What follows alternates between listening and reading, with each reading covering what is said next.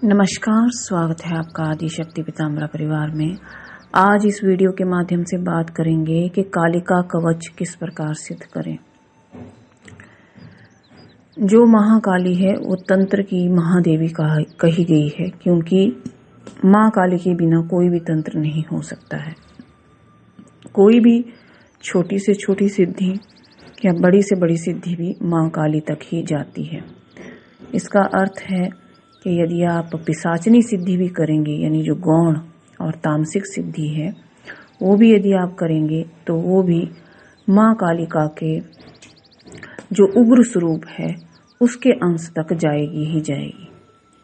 तभी तो कहा जाता है कि यदि कोई तंत्र की तामसिक शक्ति को सिद्ध करना चाहता है, जैसे कर्ण पिशाचनी, प्रेत, या जो निकृष्ट साधना जो करना चाहता है, चाहे वो भूत प्रेत पिशाच हो, डाकिनी हो, या कोई डायन विद्या ही क्यों ना हो, तो उसे भगवती काली का आशीर्वाद लेना ही पड़ता है और भगवती कालिका का कवच सिद्ध करना ही पड़ता है। इसका कारण एक ये भी है कि कोई भी महातंत्र किया जाए, तंत्र की बात नहीं कर रहे हैं, बड़े से बड़े तंत्र यानी महातंत्र की बात कर रहे हैं कि यदि महातंत्र भी कोई यदि करना चाहे किसी के ऊपर प्रयोग, तो उसे अपनी रक्षा के लिए कालिका कवच को सिद्ध करना ही पड़ेगा। वैसे ही यदि किसी ने कालिका कवच सिद्ध कर रखा हो और कोई भी महा से महातंत्र उसके ऊपर प्रयोग किया जाए, यानी कोई शत्रु उसको हानि पहुंचाने के लिए कोई काली विद्या का प्रयोग करे, तो उसे कालिका कवच यदि उसने सिद्ध कर रखा है तो वो विद्या उसके ऊपर कार्य नहीं करेगी, यानी वो विद्या उसको हानि नहीं पहुंचा सकती है।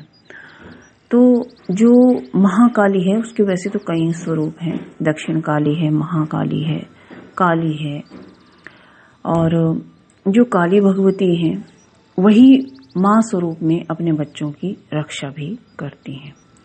यदि आप काली कवच सिद्ध करना चाहते हैं तो सबसे पहले आप एकाग्रचित होकर के ये निर्णय लें कि मैं इसे कर सकता हूँ या नहीं। क्योंकि कई बार होता है कि जो काली कवच सिद्ध करने के लिए जाते हैं वो दीक्षा ग्रहण नहीं करते हैं या अपनी इच्छा से ही करना शुरू कर देते हैं। उनके साथ गुरु आशीर्वाद नहीं रहता है, उन्हें सही विधि का ज्ञान नहीं रहता है और इससे उसकी हानि हो जाती है। दूसरा हानि होने का कारण एक ये भी है कि कई बार ऐसा होता है कि उसके ऊपर पहले से ही तंत्र विद्या का प्रयोग किया गया होता है, यानी किसी काली विद्या का प्रयोग किया गया होता है, या उसके घर में नेगेटिव ऊर्जा होती है या कोई नेगेटिव शक्ति पहले से ही कार्य कर रही होती है, यानी उसको हानि पहुंचा रही होती है थोड़ी बहुत या ज़्यादा। तो जब वो काली कवच करना शुरू करता है तो वो शक्ति उसको नुकसान पहुंचाती ही है। इसके लिए आवश्यक है कि आपने पहले गुरु मंत्र सिद्ध किया हो या गुरु का आशीर्वाद आपके साथ हो या गुरु दीक्षा ली हो। और जब आप काली कवच सिद्ध करना चाहें तो एक बार अपने गुरु से संपर्क करके उनके चरण छू करके उनकी आज्ञा आपको लेनी ही चाहिए और उसकी दीक्षा लेनी ही चाहिए।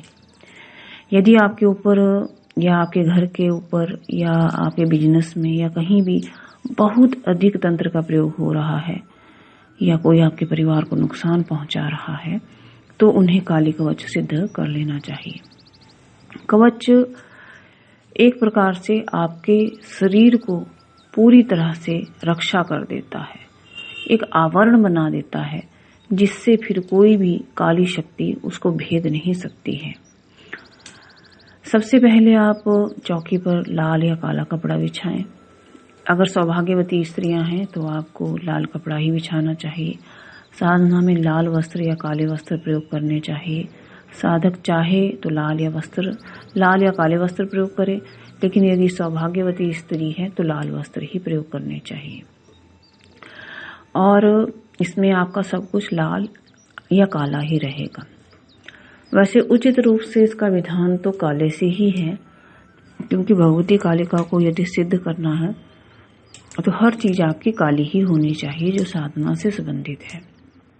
लेकिन जो लोग चाहते हैं कि भगवती का उन्हें किसी इस प्रकार की शक्ति का सामना ना करना पड़े कि उनको डर लग जाए, भय लग जाए या उनका नियंत्रण छूट जाए, तो उसके लिए उनको लाल रंग का अधिक प्रयोग करना चाहिए, क्योंकि लाल और काला दोनों ही रंग भगवती को प्रिय हैं।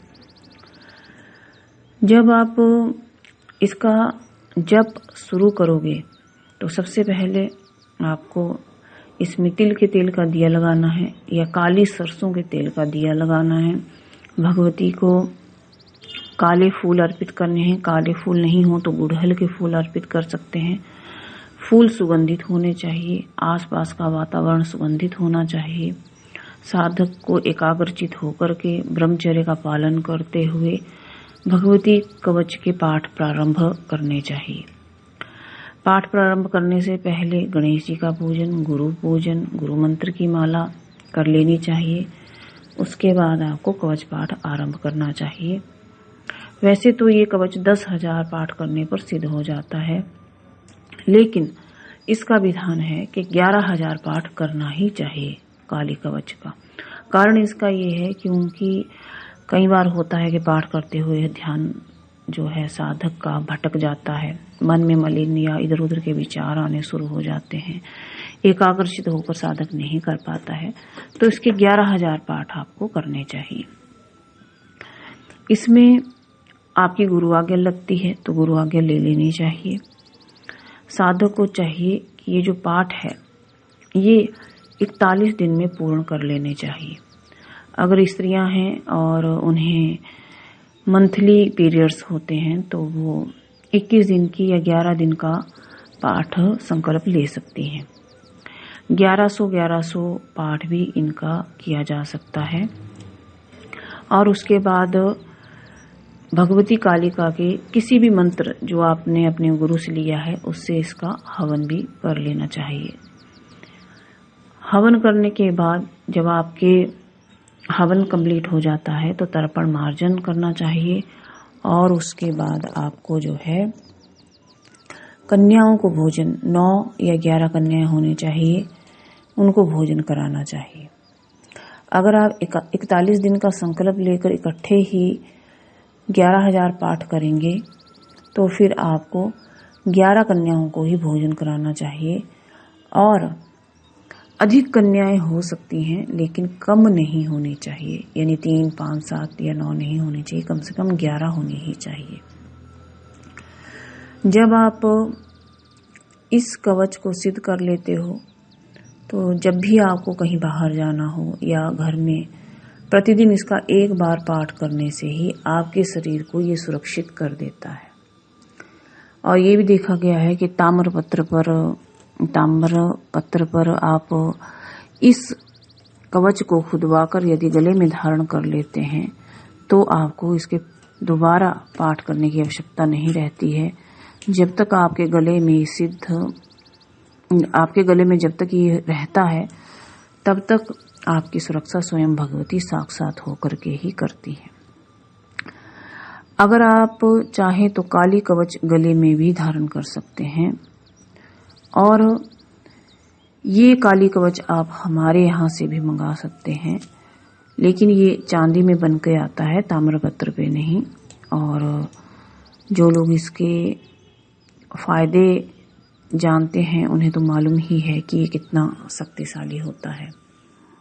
काली कवच पाठ करके सिद्ध करने वाला साधक या व्यक्ति इस पृथ्वी लोक पे देवताओं की तरह पूजित भी हो जाता है।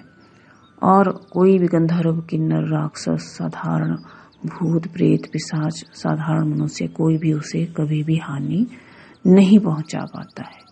अगर आप सभी को ये वीडियो अच्छा लगा हो तो लाइक और शेयर करें। धन्यवाद।